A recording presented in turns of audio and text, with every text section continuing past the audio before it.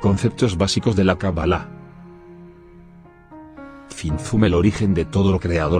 La fe del judaísmo nunca será la fe del dogma, siempre será la búsqueda del conocimiento de Dios.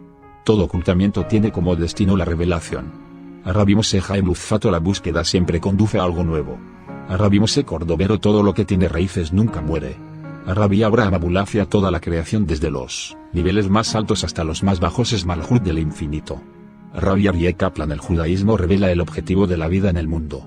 A Rabbi Yehiel Bar-Lev, un ser humano natural puede estar familiarizado con las escrituras en un grado considerable, pero esto no significa que perciba su íntimo contenido. Puede obedecer todos los mandamientos escrupulosamente y eso le honra, pero no significa que entienda de qué se trata la Torá. A Rabbi Ze'ev Ben Simón Halevi, la Kabbalah representa la anticipación de un conocimiento que pertenece a la era mesiánica. Yehuda el Hasid de Worms, 1217. Existe un secreto que está tan oculto que creemos que no existe, pero nuestra creencia es errónea. El secreto existe, pero aún no lo hemos encontrado. Mario Saban, a cada puerta de la inteligencia se llega por una senda que le es propia y diferente de las otras.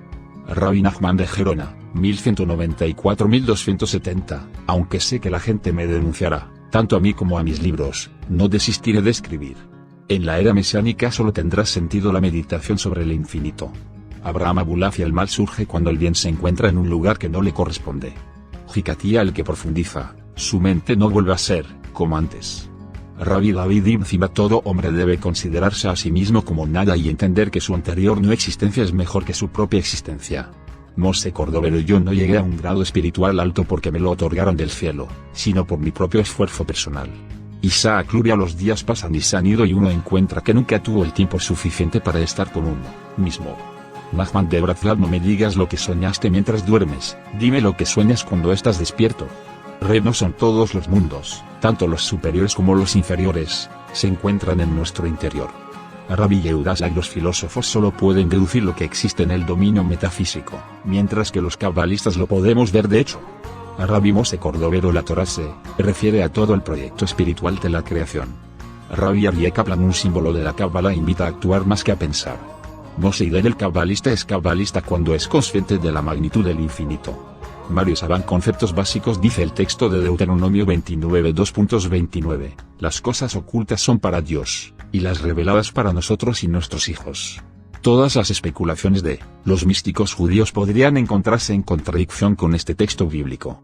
Si el misticismo judío ha trabajado y ha proclamado trabajar sobre las energías ocultas dentro de la realidad, ¿cómo fue posible observar este mandamiento de la Torá y desarrollar potentes sistemas místicos dentro del judaísmo? ¿Cuáles son las cosas ocultas? La respuesta casi infantil que tenemos a mano es que son aquellas cosas que no han sido reveladas. De ese modo, en realidad no decimos nada, definimos el concepto por su opuesto, pero no establecernos el límite donde empieza lo oculto y donde empieza el campo de lo revelado. ¿Cuáles son las cosas reveladas? Las que podemos descubrir porque se nos revelan. La revelación depende, entonces, de dos factores esenciales, de lo que el infinito quiera revelar y de todo lo que nuestra capacidad pueda revelar. Nos encontramos con un nuevo problema. ¿Cuál es el límite entre lo que nosotros podemos revelar y lo que se nos oculta y es de imposible revelación? Como no sabemos qué quiere revelar el infinito, solamente nos queda un único camino posible, considerar a todo el conjunto de la revelación como un producto del esfuerzo del ser humano. Todo lo que se mueve abajo se mueve arriba, pero primero se debe mover desde abajo. Este es un antiguo concepto del judaísmo. Así que el judío no espera su salvación desde arriba, sino que se encuentra activo dentro de esta realidad material buscando su salvación desde abajo, porque la salvación de arriba llega cuando se mueven las energías que producen la salvación interna desde el esfuerzo del propio individuo. Lo revelado es aquello a lo que hemos quitado el velo y que, por supuesto, deja de estar oculto. Parece un círculo vicioso, y es ahí que encontramos el gran enigma. Es el asunto más enigmático de la Torá. Si la revelación es la información que ya conocemos, porque le hemos quitado el velo que la hacía oculta, podemos establecer la diferencia entre lo oculto y lo que se encuentra revelado. Lo oculto está velado por un velo y lo revelado está revelado porque le hemos extraído el velo o los velos que lo ocultaban. Entonces, ¿de qué depende que una cosa se encuentre oculta y otra se encuentre revelada? De nuestra capacidad de quitar el velo. Pero, como cada ser humano es diferente, lo que para mí se encuentra revelado es posible que para otro se encuentre oculto.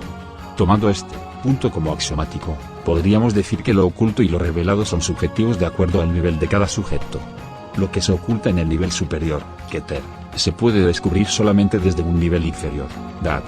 En realidad, todo el esfuerzo de nuestra existencia radica en intentar ascender desde Jochma hacia Keter.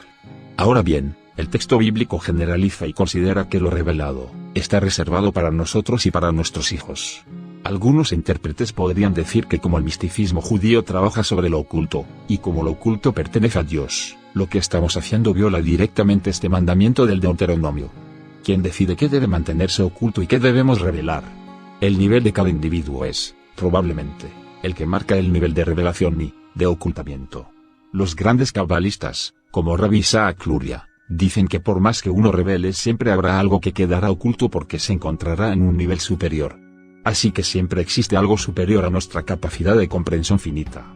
Siendo finitos, siempre encontramos, y encontraremos, niveles superiores, y estos niveles superiores se encuentran en los límites a los que llegamos a través de nuestro esfuerzo. Por lo tanto, todo lo que yo pueda revelar es revelable, y todo lo que mi capacidad no pueda revelar seguirá siendo oculto. Alguien podría ayudarme a comprender ciertas cuestiones ocultas con el objetivo de revelármelas, pero si yo no me encuentro en ese nivel, toda revelación aparente esconderá algo oculto. Lo verdaderamente revelado es aquello a lo que yo accedí por mi propia capacidad. Si partimos de la base de que el Ein Sof es la máxima ocultación posible de Dios, es imposible desde nuestra finitud estructural llegar a una revelación total y absoluta, porque entonces seríamos Dios, y esto es estructuralmente imposible. Si partimos de la base que somos entes finitos y limitados, y que por consiguiente todo nuestro conocimiento es finito y limitado, por más que avancemos frente al Ein Sof nuestros avances son nulos. Nuestros avances son avances vistos desde la perspectiva de la finitud, pero desde el Ein Sof prácticamente no existen, aunque se hayan producido. La conclusión es que todos los intentos de comprensión que vamos a realizar en la mística judía son aquellos que se derivan desde el Ein Sof hacia sus manifestaciones, y que, cada vez que ascendamos desde las manifestaciones hacia el Ein Sof siempre encontraremos un grado mayor de manifestaciones, pero nunca llegaremos al Ein Sof en su esencia. Siempre deseamos ascender al infinito, porque nuestra sustancia proviene de ahí, siempre y cuando su sustancia lo verifique en su origen del arquetipo creacional Adán original. Por tanto, la idea de Dios no es una idea, sino que es una experiencia existencial de nuestro propio ser interior, porque somos una de sus tantas manifestaciones. Ninguna manifestación del Ein Sof se encuentra desvinculada de su esencia. Lo que cambia es la distancia entre el Ein Sof en su esencia y sus diferentes grados de manifestación. Las manifestaciones del Ein Sof son la prolongación de la luz, Or Ein Sof, sobre el vacío. Solo es posible revelar las manifestaciones del Ein Sof que no afecten la estructura predeterminada del vacío 1, de lo contrario, con una manifestación esencial del Ein Sof se borraría el vacío y, por lo tanto, todo retornaría al Ein Sof. Por lo que una manifestación absoluta del Ein Sof anula el vacío, y anula por consiguiente toda posibilidad de crear algo fuera de sí mismo. El vacío aparece por la retirada de Dios, Ein Sof, de un punto de su infinitud. Se produjo una autocontracción divina. Nuestra estructura predeterminada existe porque existe el vacío, la no existencia. Si el vacío dejara de existir, todo lo existente sería el ser del Ein Sof, y no habría lugar a la capacidad de existencias finitas y limitadas. Así que todas las manifestaciones se pueden manifestar como fragmentos independientes, ilusiones independientes, ya que en esencia siempre son dependientes, porque existe el vacío. Solo se puede crear algo dentro del vacío. Y si no existe vacío, no hay existencia posible. Por lo tanto, toda existencia dentro del vacío supone un repliegue del infinito de sí mismo para crear el espacio. El espacio inicial no contenía nada, era un vacío. Aunque paradójicamente, el vacío es un nivel de oscuridad por la retirada de la luz infinita. Or Ein Sof es fundamental para que se pueda desarrollar una existencia fuera del Ein Sof. A diferencia del espacio actual donde se nos encontramos, las manifestaciones fragmentarias del Ein Sof, el espacio inicial estaba completamente vacío del Ein Sof. Todo el espacio actual está lleno por las manifestaciones del Ein Sof. Sin embargo, si esas manifestaciones no dejan ingresar la luz del Ein Sof, dentro de este espacio revelado se puede ocultar la luz con la idea de negar la fuente de energía original. Lo oculto no solamente se encuentra oculto por nuestra incapacidad de recepción, sino por nuestra capacidad de ocultamiento. Con relación al Sod, la gran mayoría de las veces es un Sod por nuestra falta de recepción de información. Sin embargo, otras veces la información nos llega y deliberadamente la ocultamos. Si nosotros somos la causa de llevar lo revelado al Sod, entonces somos responsables de generar oscuridad donde naturalmente la luz se debe manifestar. Si trabajamos llevando al Sol lo que debe ser revelado, somos nosotros los creadores del mal. Lo mejor es constituirnos en transmisores de luz y derrotar los intentos personales de elaborar un sol artificial. La oscuridad que caracteriza la existencia del vacío es la que puede producir potencialmente el mal. Si en el vacío no se encuentra la energía infinita de Dios en su máxima expresión, todo lo que se halla dentro del vacío es necesariamente una energía menor que la del Ein Sof para que dicha energía pueda sobrevivir. Esta imposibilidad de acceso al Ein Sof en su esencia hace que todos los esfuerzos realizados por el hombre para conocer a Dios sean un fracaso completo, y que la única felicidad que podemos alcanzar en esta existencia es la de acercarnos lo máximo posible al nivel más alto de sus manifestaciones. De hecho, el concepto de Debekut, que lamentablemente suele ser traducido como unificación, equivale a acercamiento. En realidad, no nos acercamos al nivel más alto de sus manifestaciones, sino al nivel más alto al que puede llegar nuestro nivel de percepción. No sabemos cuál es el nivel más alto de sus manifestaciones. A través de nuestra existencia solo conocemos el nivel más alto al que podemos llegar con nuestro propio esfuerzo personal. Podemos poseer aptitudes predeterminadas que queden en potencia en caso de no ponerlas en movimiento. El movimiento de nuestras aptitudes predeterminadas es producto de nuestro libre albedrío. Somos libres para dejar nuestras aptitudes predeterminadas en potencia o llevarlas al acto. Todo depende de nuestro libre albedrío. Se debe advertir que todo ascenso debe entenderse como una elevación de nuestras energías. No existe un ascenso en términos físicos. Todas las manifestaciones del Ein Sof, hasta llegar a su última manifestación, no pueden entenderse como entes físicos, sino como energías que sí pueden ser visualizadas dentro de nuestra última y más densa manifestación en la materia. Todo depende, pues, de nuestro esfuerzo por ascender. El descubrimiento de lo que podemos denominar nuestro yo está encadenado al conocimiento del universo en su forma más extensa, a nuestra relación con su infinitud. Mientras más ascendemos, más descendemos a nuestra interioridad, y mientras más descendemos, más ascendemos, porque el ascenso y el descenso son ilusiones dentro del campo del vacío. En el mundo de la unidad no existe ascenso ni descenso, porque no existe el vacío. En la mística judía hacemos referencia a ascender y descender. Cuando ascendemos nos acercamos a la fuente de energía, del Ein Sof. Cuando descendemos nos acercamos a la oscuridad del vacío. No ascendemos ni descendemos en términos físicos, sino en términos de energías. Probablemente este sea uno de los grandes secretos de la supervivencia judía a lo largo de la historia, esforzarse para ascender, a pesar de saber que nunca llegaremos. Es la victoria del proceso sobre la idolatría del objetivo cumplido. El objetivo cumplido representa una felicidad momentánea, pero constituye la muerte real del deseo satisfecho. La vida para el judaísmo es, pues, esta felicidad que se desarrolla a lo largo de todo el proceso. No es la victoria del idólatra que cree ser algo que no es la victoria del que conoce el sistema temporal de las cosas finitas, es la victoria de quien lo intenta, del que trabaja todos los días en el silencio, porque busca la grandeza en su interioridad y no en lo exterior, porque todas las representaciones exteriores son producto de la idolatría, de creerse algo que uno no es. La verdadera madurez del ser humano se logra al asumir las condiciones que predeterminan la estructura de esta existencia. La idolatría posee sutiles formas de expresión. La máxima idolatría es la que se comete en nombre de una supuesta religiosidad. Cuando un religioso se convierte en dogmático, es un idólatra. La idolatría más baja es la de las imágenes, pero la idolatría más profunda es la que reemplaza a Dios a pesar de asegurar formalmente que creemos en Él. Muchos religiosos manifiestan su creencia en Dios, sin embargo, esa creencia no les debe conducir al dogmatismo, porque el dogmatismo es idólatra. El creyente es consciente de su imposibilidad de alcanzar la verdad en el nivel de Dios, Keter. En cambio, algunos supuestos religiosos creen poseer a Dios a través de su creencia y, por lo tanto, reducen a Dios de acuerdo a sus propias necesidades. El creyente sabe que, como parte finita de la existencia, se encuentra en un avance continuo hacia Keter. En cambio, el supuesto religioso confunde Dat con Keter y cree encontrar verdades absolutas del nivel de Keter, cuando, en realidad, todos nos encontramos buscando las verdades dentro de las perspectivas de Dat, conocimiento. El hombre conoce una parte o perspectiva de la verdad, porque es un fragmento de Dios dentro de la creación, pero jamás puede sentirse poseedor de la verdad. En ese caso, estaría reemplazando a Dios, a pesar de manifestar exteriormente que cree en Él. En muchos grupos ortodoxos del judaísmo se comete este error, al confundir las interpretaciones rabínicas, como perspectivas de Dat, con dogmas absolutos de verdad en el nivel de Keter. La palabra para hacer referencia al yo en el idioma hebreo es Ani, y la palabra que designa la nada es Ain. En realidad, yo no soy nada frente al Ein Sof, y sin embargo, en forma paralela soy imagen y semejanza del Ein Sof, por lo que mi yo es una forma temporal de la nada infinita. y el Ein Sof es la forma absoluta que abarca todas las posibles fragmentaciones en todos los tiempos posibles y en todas las secuencias existenciales. Es el ser más allá de la existencia, donde la existencia es un apéndice del ser total que es el Ein Sof, mientras que el Ein es lo eterno. El yo, Dani, es la forma temporal que adquiere la nada dentro de la manifestación existencial.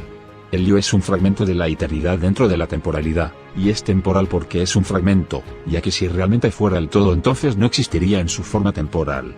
Otro texto bíblico que parece central para intentar comprender este problema, del Ein Sof, se encuentra en Isaías 55 2.8, dice Dios, porque mis pensamientos no son tus pensamientos. Todos mis pensamientos son finitos y limitados a mi estructura finita y limitada, por tanto, no puedo compararlos con el pensamiento de una magnitud infinita donde no existen las magnitudes.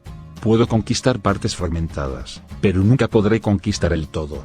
Soy un fragmento que se relaciona con otros fragmentos y puedo ver la existencia desde mi perspectiva fragmentaria, mientras que los otros también pueden percibir desde su perspectiva fragmentaria. La mística judía se interroga cómo podemos percibir algo del Ein Sof a pesar de ser fragmentos. Llegamos a un axioma central de la mística judía: nunca podremos percibir la magnitud del Ein Sof en su esencia porque no somos él. Ein Sof es en mi perspectiva fragmentaria donde puedo comprender Dat. Como fragmento puedo acceder al conocimiento de modo fragmentario. Como totalidad me es imposible el acceso, porque existe una sola totalidad. Ahora bien, dentro de mi fragmentación tengo información sustancial que se relaciona con la sustancia de la totalidad de Dios. ¿Para qué sirve entonces el esfuerzo de intentar elevarnos a un Ein Sof que sabemos que nunca vamos a conocer? ¿Es un trabajo imposible?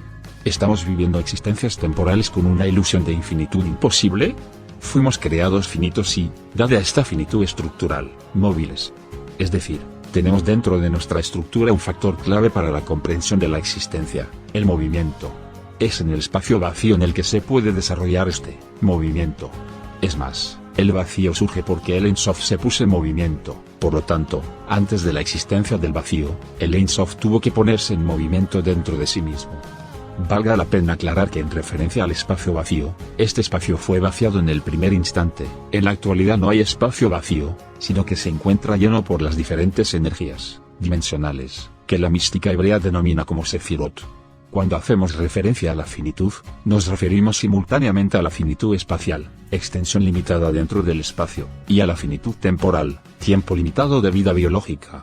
Si para crear algo fuera de sí mismo el Ein Sof tuvo que ponerse en movimiento, todas las consecuencias existentes, manifestaciones, en el campo de la creación son móviles. Todo se mueve aunque formalmente parezca que no. La mente está diseñada de forma que no puede ver todos los movimientos de la existencia, para no enloquecer y tener cierta seguridad imaginaria dentro del campo material. La materia, que parece inmóvil, se mueve constantemente. Nuestra mente es la que hace que parezca estática. Nuestra mente intenta controlar la realidad, con el objetivo de preservarnos en esta existencia. Si captáramos todos los movimientos reales, como el movimiento de rotación de la Tierra, no podríamos soportar nuestra existencia. Tenemos, por tanto, una mente diseñada para paralizar, de forma imaginaria, el movimiento, con el objetivo de nuestra propia supervivencia. He aquí una argumentación que jamás entenderían los terraplanistas con sus absurdas postulaciones descalificativas de movimientos relativos. Uno de los grandes problemas de las ciencias actuales es estudiar los fenómenos incorporando la variable del movimiento. En general, estudiamos las estructuras estáticas sin movimiento alguno. Esto hace que, cuando se produce el movimiento y dicha estructura se modifica, no la podamos comprender.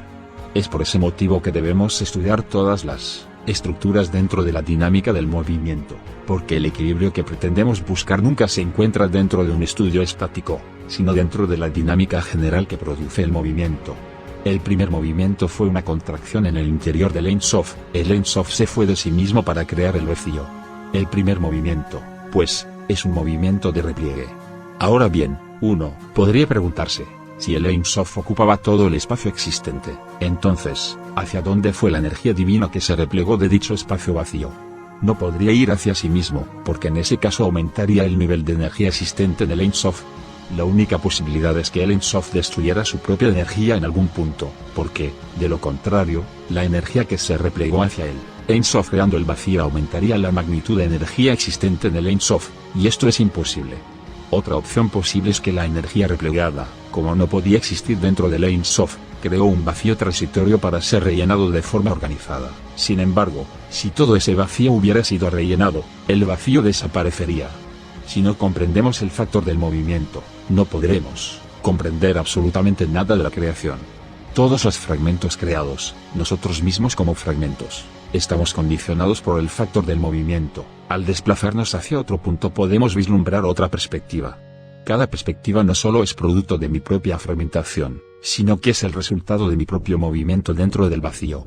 Así que un fragmento no tiene una idea estática, sino una serie de ideas que se van modificando a medida que dicho fragmento se desplaza por su propio movimiento. Una pared tiene átomos que están en movimiento, nosotros tenemos sangre que se mueve, un corazón que se mueve, manos que se mueven, todo se mueve, la Tierra se mueve, los planetas se mueven. El movimiento es pues, una clave característica de este espacio. Y como somos finitos, somos entes en movimiento.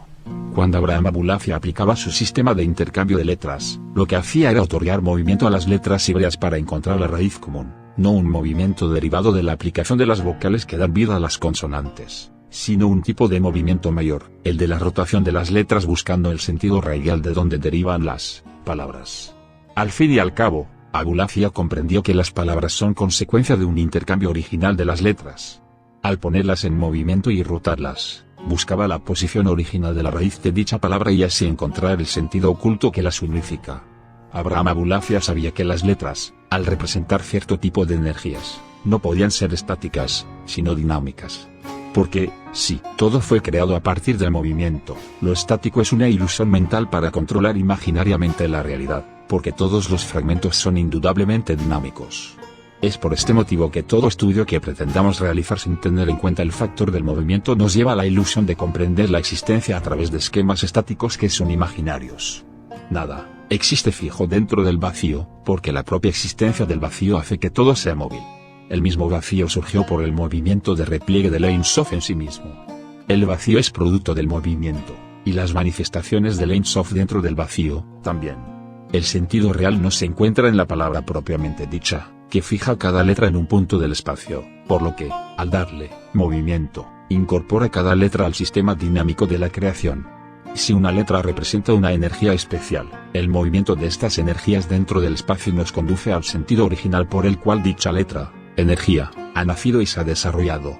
En realidad, las palabras son energías que surgen de la combinación de las letras como energías básicas. Las palabras son el resultado de la combinación de estas energías elementales que denominamos letras. En definitiva, la combinación de cierto número de letras produce una energía determinada que denominamos como energía básica.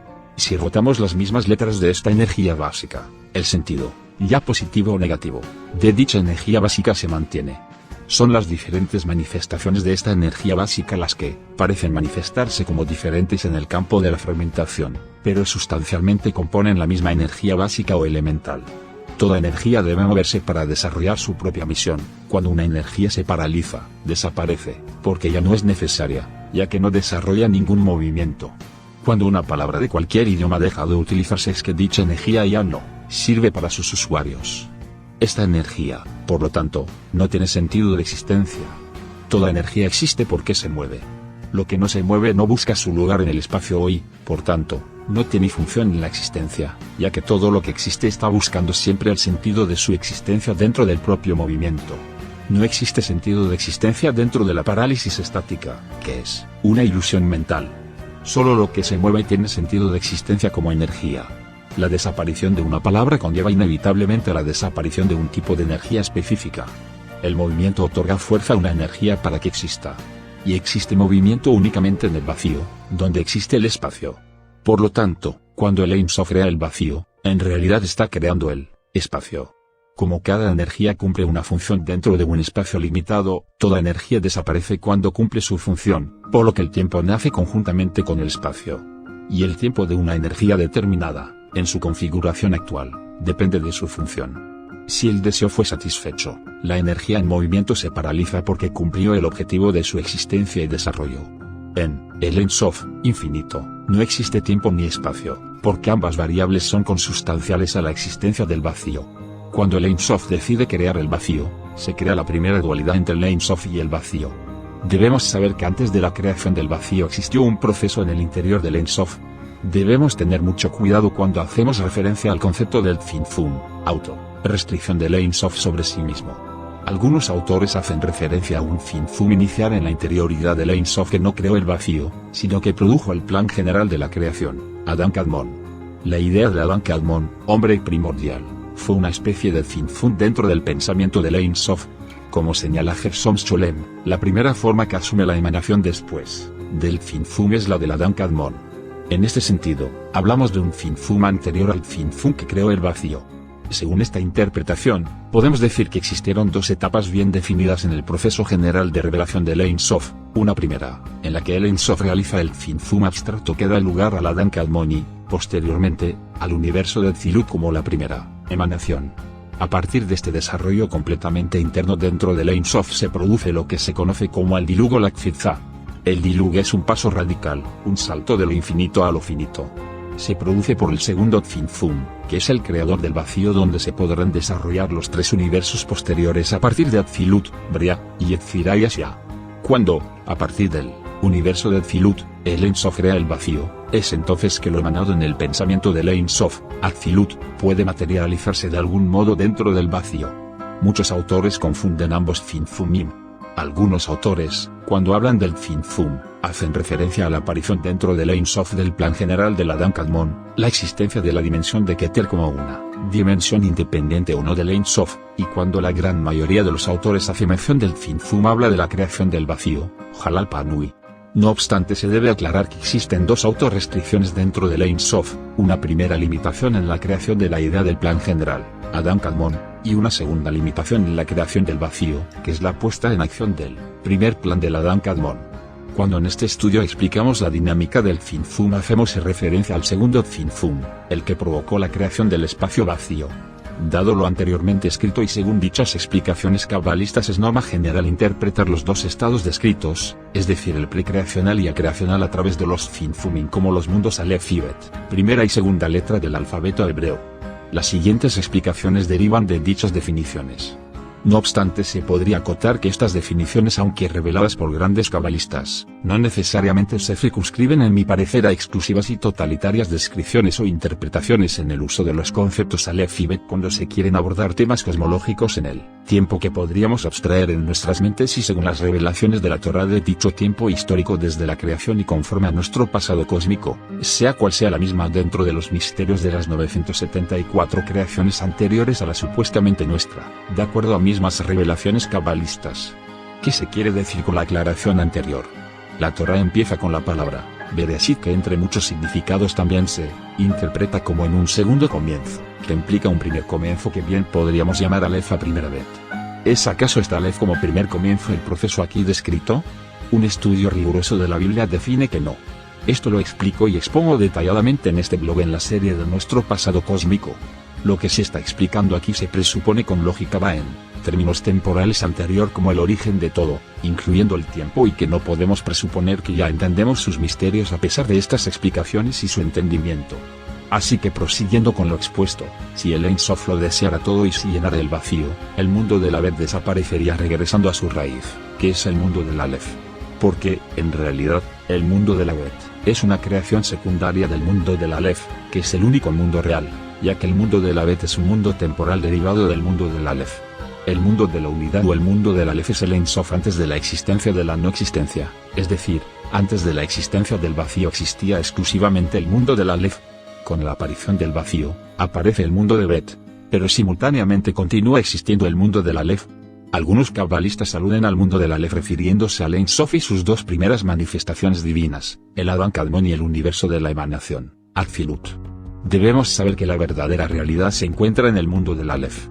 Aunque nosotros fuimos creados dentro de las coordenadas del mundo de la Bet, creemos, imaginariamente, que dicho mundo configura la verdadera y única realidad. En verdad creemos que esta realidad es real porque nosotros formamos parte del mismo mundo de la Bet. El problema del mundo de Bet es que es real dentro de la temporalidad y la finitud espacial, pero frente a la eternidad es un mundo imaginario que podría eventualmente regresar al Ein Sof desapareciendo por completo. El mundo de la Bet es real visto desde nuestra perspectiva, pero es transitorio dentro de las coordenadas de tiempo y espacio. Frente a la eternidad del mundo del Aleph, el mundo de la Bet no es real. La nuestra es una existencia paradójica porque, por una parte, somos realidad y, por otra, somos un producto de la imaginación de Ein Sof.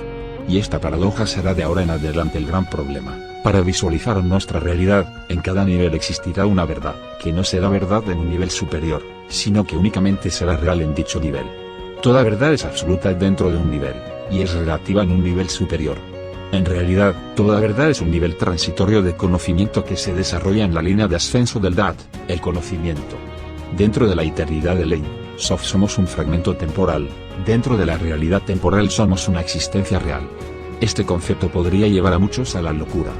Muchos rabinos han prohibido el estudio de la Kabbalah porque entendieron, y algunos entienden, que no todos los seres humanos estamos preparados para comprender estas verdades ocultas. Particularmente, defiendo la idea que la Kabbalah debe estar abierta a todos, porque la locura no se alcanza simplemente por el estudio inadecuado de la Kabbalah, sino por una situación más perversa, la incapacidad de muchos seres humanos de encontrar un sistema espiritual que permita dar respuestas adecuadas al sentido de su propia existencia. Podrían darse casos donde el ser humano, al estudiar la Kabbalah, se encuentre a sí mismo y comprenda su posición en este universo. Es en este sentido que quizás en los próximos siglos la Kabbalah será una herramienta fundamental para el crecimiento y el desarrollo de la humanidad. Es por ese motivo que, si se estudia de forma adecuada, la Kabbalah puede encauzar la locura hacia la cordura, más que generarla. Al ser conscientes de que somos fragmentos temporales de un mundo derivado de otro mundo real, en realidad, debemos comprender que somos fragmentos imaginarios en un mundo imaginario derivado del Ein Sof. Nosotros mismos somos realidades en la perspectiva del mundo de la Bet, pero frente al Ein Sof, que pertenece al mundo del Aleph, sabemos que no somos realidades, aunque, sin embargo, un nivel de nuestra alma sí existe dentro del nivel de la realidad plena y eterna del mundo del Aleph. Bajo estas definiciones absolutas entre el Aleph y la Bet, en el nivel del Aleph no hay muerte porque no hay tiempo, mientras que en el nivel de Bet todo es temporal y, por lo tanto, transitorio. Que elementos aparentemente transitorios de esta realidad temporal nos insinúan la potencia de la eternidad.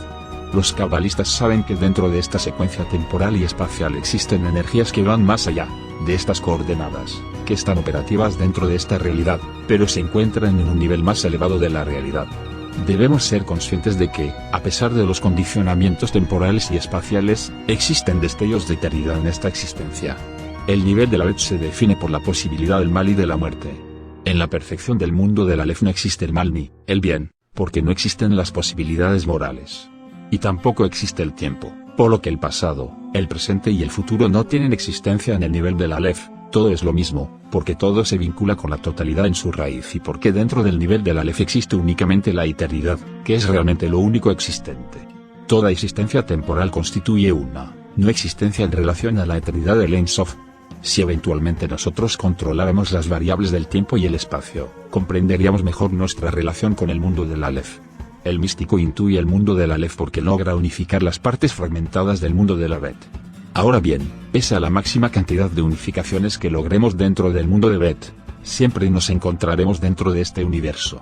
Debemos ser conscientes de que en el nivel de fragmentación existente en este universo de la Bet, a pesar del máximo esfuerzo de unificación, siempre viviremos en el proceso de unificación constante y, por lo tanto, jamás podremos alcanzar la unificación completa. El místico judío vive en ambos mundos simultáneamente. Por una parte es consciente de ser un fragmento del mundo de la fragmentación, mundo de la Bet, pero es un fragmento sustancialmente derivado del mundo de la unidad, mundo de la Aleph, lo que diferencia a la esencia del Ein Sof, Atzmut mundo de la Aleph, de todas sus manifestaciones. El mundo de la Bet es el movimiento. Lo que tuvo que hacer el Ein Sof es ponerse en movimiento para crear algo, y el primer movimiento fue la creación del vacío, el espacio. Algunos cabalistas sostienen que el primer movimiento fue un movimiento interior dentro del pensamiento divino, la idea de crear la creación antes de la no existencia del vacío. La causa central de la aparición del mundo del Bet o de la fragmentación es el movimiento inicial que se produce cuando el Ein Sof se retira de sí mismo. Porque antes de la creación, de la no existencia del vacío, por el simple hecho de ponerse en movimiento el Ein Sof, ingresamos en el mundo de la Bet. En este sentido hacemos referencia al movimiento real de creación de los límites del vacío, no al movimiento interno del pensamiento divino. Podríamos pensar que el pensamiento divino es un movimiento interno del Ein Sof que fragmenta al Ein Sof logrando producir el mundo de la Bet, pero no es así. El universo de la Bet se desarrolla solamente dentro del vacío. Todo movimiento interno dentro de la esencia del Ein Sof es su autoconciencia y no pertenece a nuestra realidad fragmentaria dentro del vacío. El movimiento interno dentro del Ein Sof. El gran cabalista que percibió la posibilidad de la existencia de un movimiento interno en el Ein Sof fue Rabbi Israel Sarug, siglo XVI. Fue uno de los más importantes cabalistas judíos de Egipto. Discípulo de Rabbi Isaac Luria. Nuestras fuentes más antiguas sobre la doctrina del Tzimtzum muestran con claridad que Luria no establecía diferencias entre la sustancia del Ein Sof y su luz, pues el Tzimtzum tenía lugar en ambos. Esta distinción se hizo únicamente cuando surgieron problemas para armonizar esa doctrina con la idea de la inmutabilidad de Dios. El deseo de coherencia tuvo dos consecuencias. 1. Una diferenciación entre la sustancia del Ein Sof y su luz, esto es, su voluntad, que hizo posible argumentar que el Tzimtzum solo tenía lugar en esta última, pero no es su poseedor. 2. La insistencia en que el concepto del Tzimtzum no debía tomarse al pie de la letra, ya que solo tenía un sentido figurado, basado en una perspectiva humana. Estas dos ideas se pusieron particularmente de relieve en la escuela de Israel Sarug, cuyas enseñanzas sobre la materia se basaban en una combinación de la redacción que había hecho Ibn Tabul de la doctrina de Luria con la de Moisés Yonah en su Kanfe Yonah, que no menciona el Tzimtzum sino que habla solo de la emanación de un punto primordial que abarca todas las sefirot sin entrar en detalles de cómo llegaron a la existencia estas últimas. A esto añadió Sarug ideas originales propias que tuvieron gran influjo en la Cábala posterior. Un sumario de estas ideas puede encontrarse en su libro Limudei y Afilut, atribuido más tarde a Vital. Según él, el Tzimtzum fue precedido de un proceso de naturaleza todavía más interna dentro del propio Ein Sof. Al principio, el Ein Sof se deleitaba en su propia suficiencia autárquica, y ese placer producía una especie de estremecimiento que era el movimiento del Ein Sof dentro de sí mismo. A continuación, ese movimiento de sí mismo a sí mismo dio origen a la raíz del din, el juicio, todavía combinada sin distinguirse de Rahamim, la misericordia. Como resultado de este estremecimiento, los puntos primordiales fueron grabados en el poder del din, siendo así las primeras formas que dejaron sus marcas en la esencia del Ein Sof. Los contornos de esta grabación eran los del espacio primordial que llegaría a existir como resultado de este proceso.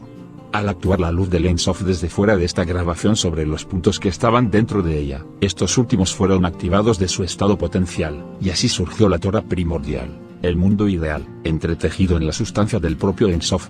Esta Torah, el movimiento lingüístico del Ein Sof dentro de sí mismo, recibe el nombre de Malbus, vestido, aunque en realidad es inseparable de la sustancia divina y está entretejida con esta.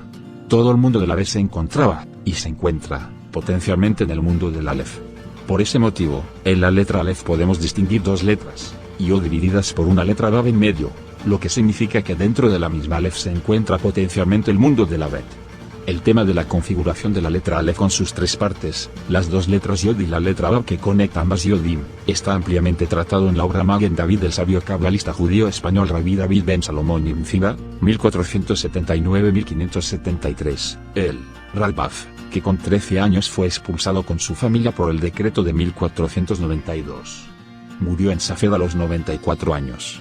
La obra Magen David fue publicada en Ámsterdam en el año 1713. Si el mundo del Aleph representa el mundo de la unidad, también podemos vislumbrar en su interior esa dualidad potencial.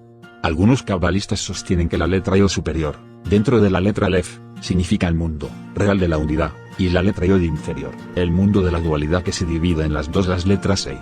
La letra Yod equivale al número 10. Como la letra Ei equivale al número 5, entonces la letra Yod inferior se divide en las dos Ei del tetragrama. Por otra parte, la letra Yod superior, dentro de la letra Aleph, se identifica con las 10 dimensiones, Sefirot, del mundo, de Atzilut, que finalmente se hacen realidad en los tres universos inferiores.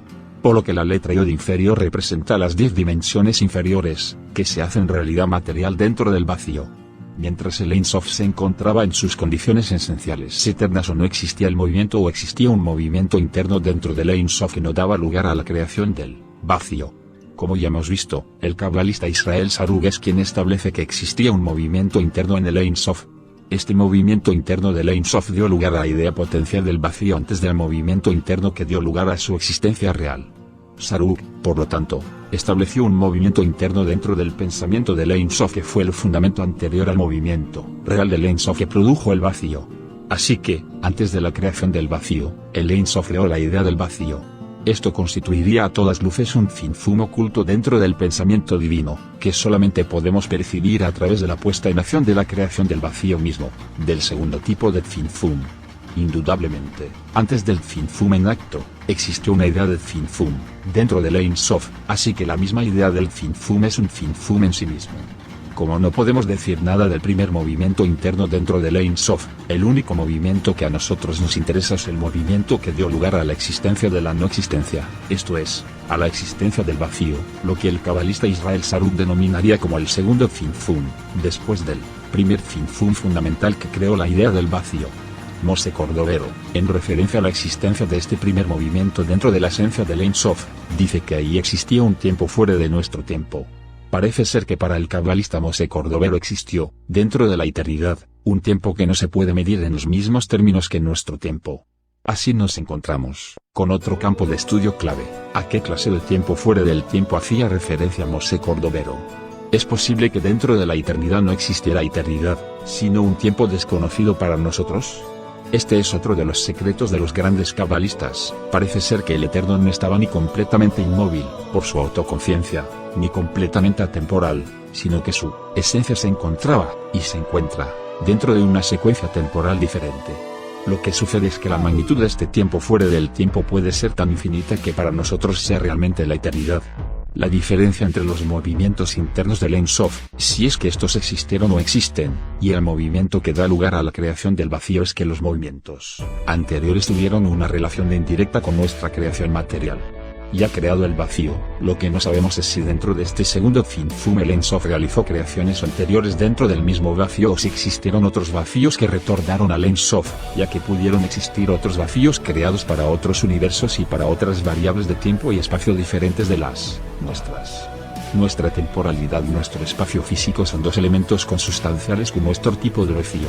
Por consiguiente, es posible que, con otro tipo de vacío, las variables del tiempo y del espacio sean completamente diferentes. Así pues, cambiando la magnitud del espacio vacío automáticamente se modificarían las variables del tiempo. Es más, en nuestro propio mundo tenemos animales cuya temporalidad es diversa según su especie. Tenemos mosquitos que viven 2 o 3 días y tenemos tortugas que pueden llegar a vivir más de 100 años. ¿Cuál es el sentido de temporalidad de cada especie? Las secuencias temporales se relacionan con la resistencia material dentro de una genética determinada. ¿Y si esto sucede dentro de las manifestaciones biológicas de nuestro mundo? Imaginemos las posibilidades temporales y espaciales dentro de otros tipos de vacíos. Como el Ein Sof lo puede todo, no conocemos todas sus posibilidades ya que no somos capaces de pensar en términos de infinitud. Podemos pensar en términos de finitud y somos capaces de realizar avances de comprensión graduales. A veces podemos dar saltos, pero si no tienen fundamentación real todo puede revertirse. Lo único que podemos hacer es concentrarnos en nuestra propia creación, producto de nuestro propio vacío, y si no llegamos a los límites de nuestro propio vacío, en esta etapa del acercamiento al Ein Sof no tiene sentido especular teóricamente sobre la naturaleza de otros tipos de vacío, asumiendo que no sabemos cuál es la naturaleza del vacío donde fue construida nuestra propia creación. Este es el primer secreto que deberíamos revelar, ya que conociendo la naturaleza de nuestro propio vacío podríamos conocer todos los condicionantes que nos predeterminan estructuralmente. La creación del vacío. Para posibilitar la creación se produjo un movimiento especial de fuga del Ein Sof de un punto de sí mismo para crear el vacío. Ese punto no existía, sino que fue creado por el propio movimiento de fuga. Nada se podía manifestar fuera del Ein Sof sin un vacío. Si el mundo de la fragmentación, o de la Bet, fue causado por el primer movimiento de retirada del Ein Sof, luz del infinito, que lo cubría todo, podemos concluir que el movimiento es la primera causa del nacimiento del mundo de la Bet. No sabemos si dentro del Ein Sof existieron otros movimientos internos que no produjeron la aparición del vacío. Algunos místicos hablan de la quietud del infinito. Es posible que el Ein Sof haya tenido y tenga una importante actividad interna desconocida para nosotros, pero que dichos movimientos no produjeran la existencia del vacío. Algunos dicen que para que exista el movimiento debe existir un vacío, una no existencia. ¿No es posible la existencia de movimientos internos en el Ein Sof que no den lugar a la no existencia? Lo que en la mística judía denominamos como primer movimiento es aquel por el cual se creó la no existencia del vacío. Ignoramos lo que sucede en la esencia del Ein Sof, lo que sabemos es que gracias a un tipo de movimiento específico se creó el vacío que dio lugar a la aparición de nuestra existencia. Debemos comprender, por tanto, que cada movimiento en especial obtiene un resultado diferente. Por esa razón el movimiento será un factor a considerar dentro de todo estudio del misticismo judío, que siempre es dinámico y no estático. El problema es que estudiamos las simbologías místicas como estructuras estáticas, cuando en realidad todo es dinámico. Todas las estructuras y esquemas de análisis deberían tener un movimiento interno que las pudiera representar. Ahora bien, como cada movimiento es diferente, estudiamos las estructuras simbólicas estáticas que nos unifican dentro de los modelos teóricos, pero debemos tener presente siempre que el movimiento es el que marca la diferencia, lo que nos hace diferentes, aunque iguales en términos estáticos. La línea que marcamos para generar el movimiento es lo que nos definirá como seres diferentes. El todo en el mundo del Aleph se mantiene esencialmente en su todo. Este nivel del todo del Ein Sof es más grande que cualquier totalidad conceptual que podamos imaginar. Cuando el Ein Sof desplaza energías finitas al vacío, para crear los elementos de diferenciación que existen, se crea el mundo de la Bet. El autoconocimiento del Ein Sof es de tal magnitud que puede frenar su potencia ilimitada creando energías limitadas. El Ein Sof posee una forma diferente de autoconciencia dentro de sí mismo, un tipo de autoconciencia que nosotros no podemos conocer. Sin embargo, a través de sus manifestaciones, el Ein Sof tiene una forma conocida por nosotros y bien definida de autoconciencia.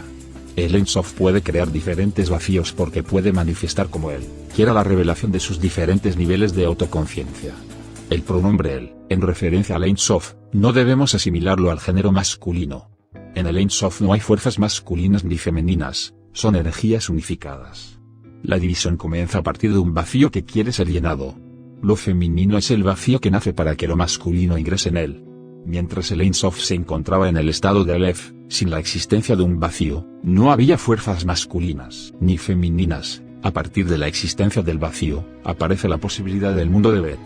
Aunque nosotros somos seres humanos diferentes, porque somos diversas manifestaciones exteriores de autoconciencia divina, estas diferencias simplemente se pueden manifestar en el mundo de la Bet. La sangre que corre en todos los seres humanos es la prueba de que, aunque las manifestaciones fragmentarias existentes son diferentes, somos iguales en sustancia. El modelo sustancial es el mismo, Aleph, y las diferencias son exteriores, Bet. Las diferencias se basan en movimientos genéticos. De no existir dichos movimientos, seríamos clones con las mismas formas exteriores de manifestación.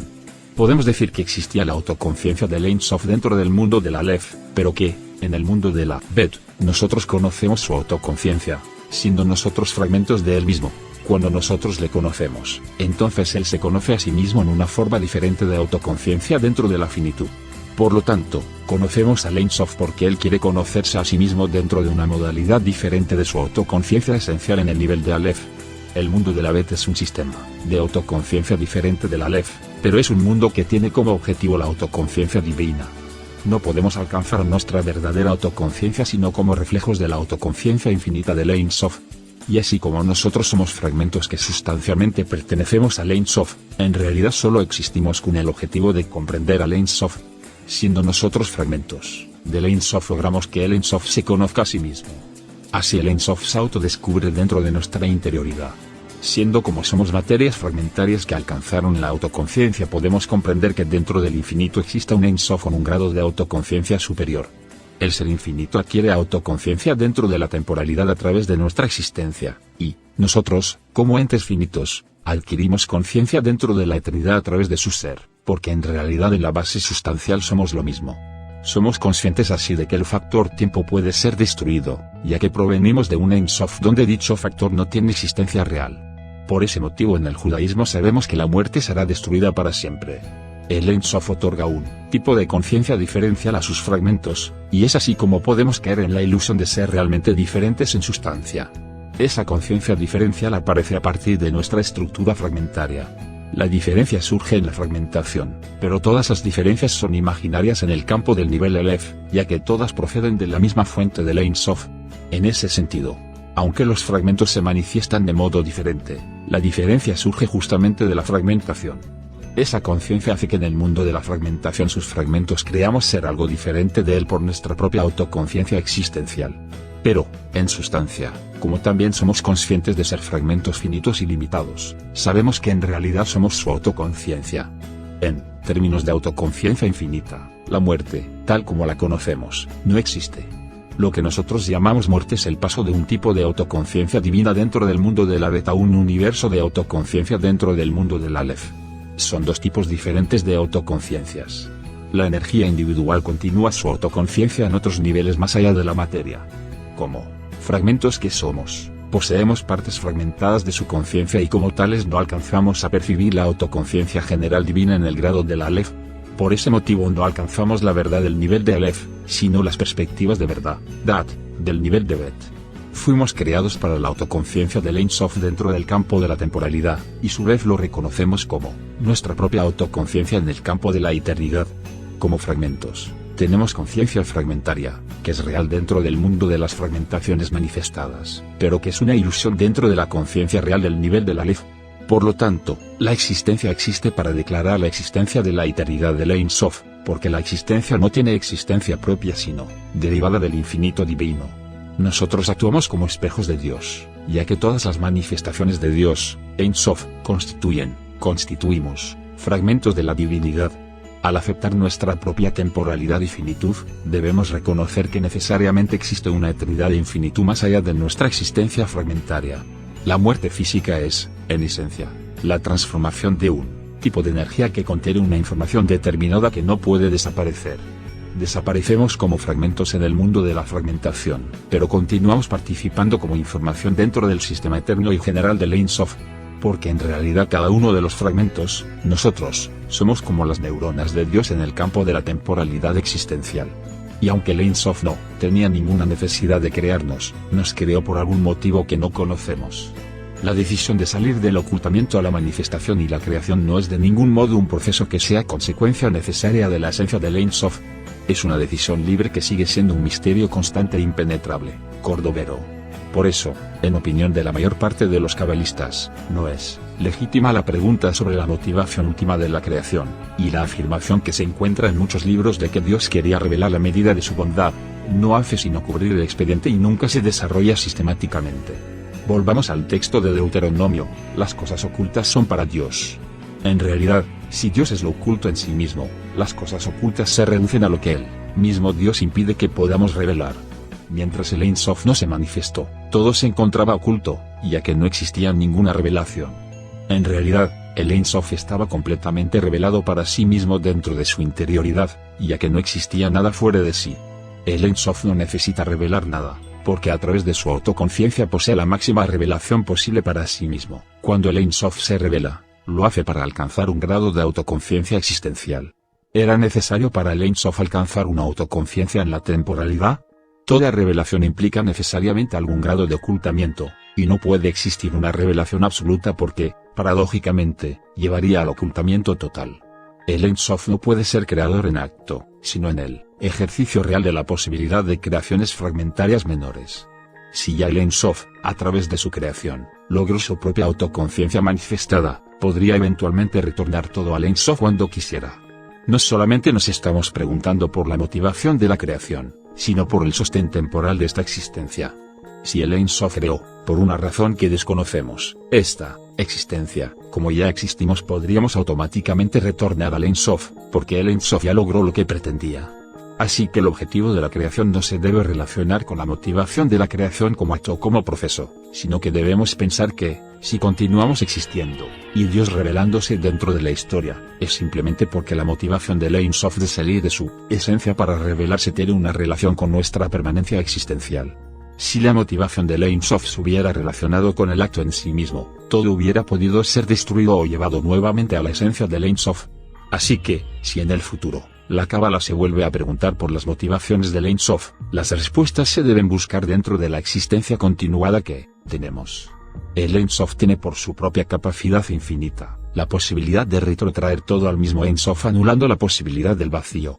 Aquí entra en juego el libre albedrío de sus creaciones. Si somos capaces de superarnos, y ser dignos de ascender dentro del campo de la fragmentación, es posible que el Ein Sof permita un desarrollo temporal ilimitado dentro del vacío. Es más, es posible que alcancemos niveles de autoconciencia existencial más elevados.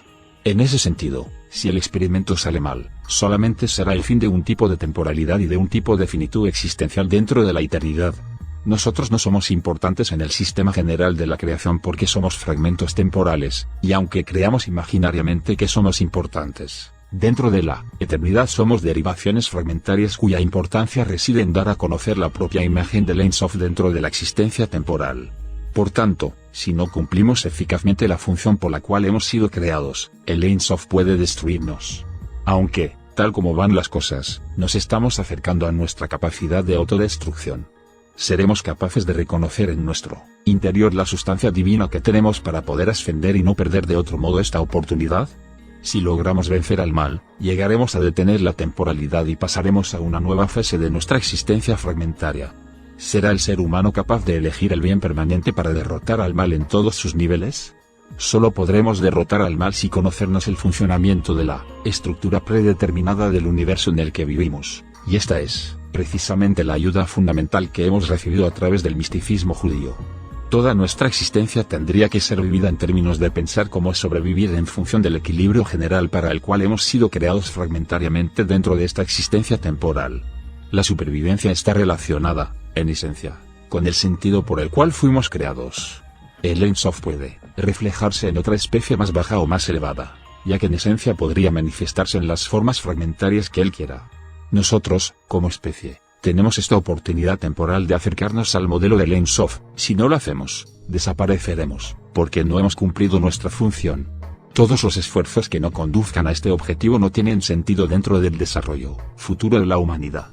Si logramos adquirir la conciencia de ser realmente fragmentos del Ein Sof, podríamos espiritualizar la existencia material a un grado tal por el cual seguiríamos existiendo, ya que nuestra función dentro del vacío se sitúa dentro de las coordenadas por las cuales hemos sido creados. Todas las manifestaciones fragmentarias son las mismas revelaciones divinas, y el todo oculto es lo que estructuralmente no se puede revelar porque pertenece a la esencia del Ein Sof. Si lo oculto está oculto por decisión de Dios, no podremos jamás conocerlo, pero si se encuentra oculto por nuestra falta de esfuerzo en revelarlo, entonces se encuentra oculto en acto y revelado en potencia. Nosotros mismos somos revelaciones de Dios, ya que todas las manifestaciones son revelaciones, por lo que dentro de nuestro interior existe la posibilidad de encontrar el fragmento divino que poseemos. El elemento sustancial del Ein Sof dentro de nuestro interior se encuentra oculto para nosotros, y este ocultamiento se produce con el objetivo de continuar con cierta conciencia de fragmentación dentro de esta existencia material. Pero si descubrimos la sustancia del Ein Sof dentro de nuestra interioridad, entonces automáticamente podremos revelar la parte más oculta que existe dentro de nosotros mismos, y será entonces cuando la verdadera energía de nuestro ser será capaz de manifestarse. Debemos saber que si ascendemos por el camino de nuestra conciencia lograremos desarrollar los niveles más altos de nuestras energías potenciales. Mientras más revelamos, ascendemos de nivel y podemos percibir la realidad de un modo más elevado. Aunque la realidad material parece ser la misma, en verdad el cambio de nuestra perspectiva es la condición para vislumbrar la realidad a través de la comprensión de las energías subyacentes que son más reales que la realidad material que oculta los niveles más profundos de la existencia. Sentimos la existencia de la sustancia divina, fragmentada, pero la reprimimos porque vivimos dentro del nivel más bajo de la conciencia existencial del mundo de la Bet. Ahora bien, la represión es necesaria ya que no podemos encontrarnos en un nivel de revelación constante de nuestra interioridad si no estamos preparados para vislumbrar lo que podemos soportar en un nivel superior.